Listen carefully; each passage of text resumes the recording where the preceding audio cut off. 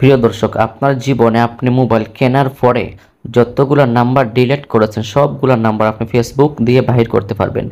কিভাবে এই কাজটা করবেন চলুন আমি আজকে আপনাদেরকে সেই প্রসেসটা দেখাই। সর্বপ্রথম আপনি চলে যাবেন আপনার ফেসবুক অ্যাকাউন্টে। যাওয়ার পরে উপর দিকে দেখুন আপনার প্রোফাইল আইকন আছে, এই প্রোফাইল আইকনে আপনারা ক্লিক করবেন। এই যে প্রোফাইল আইকন, ক্লিক করবেন। আমি ওই জায়গায় ক্লিক করলাম, এবার উপর দিকে একটা স্ক্রল করবেন। স্ক্রল করার পরে ওই জায়গায় দেখতে পারবেন সেটিংস নামে একটা অপশন আছে, এর উপরে কেউ নিচে থাকতে পারে কেউ উপরে থাকতে পারে। তো আমি সেটিং অপশনে ক্লিক করলাম। ক্লিক করার পরে ওই জায়গায় দেখুন লেখা আছে পাসওয়ার্ড অ্যান্ড সিকিউরিটি, ওই জায়গায় আপনারা ক্লিক করবেন।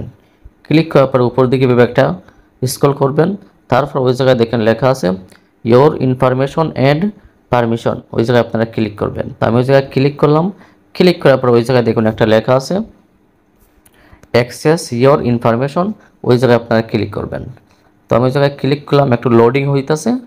তারপর ওই জায়গায় দেখেন একটা অপশন আছে পারমিশন, পার্সোনাল ইনফরমেশন, তো ওই জায়গায় আপনারা ক্লিক করবেন।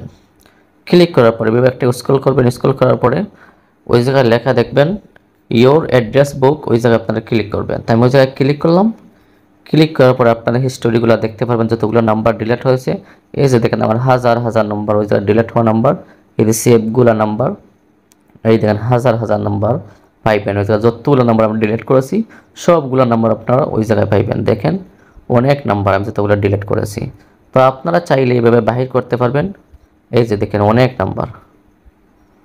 তো প্রিয় দর্শক, আপনারা সেইভাবে বাহির করতে পারবেন। ভিডিওটা কেমন হয়েছে অবশ্যই আপনারা কমেন্ট বক্সে জানিয়ে যাবেন। আর ভিডিওটা যদি আপনার একটু উপকারে আসে অবশ্যই পেজটা ফলো দিয়ে সাথে থাকবেন।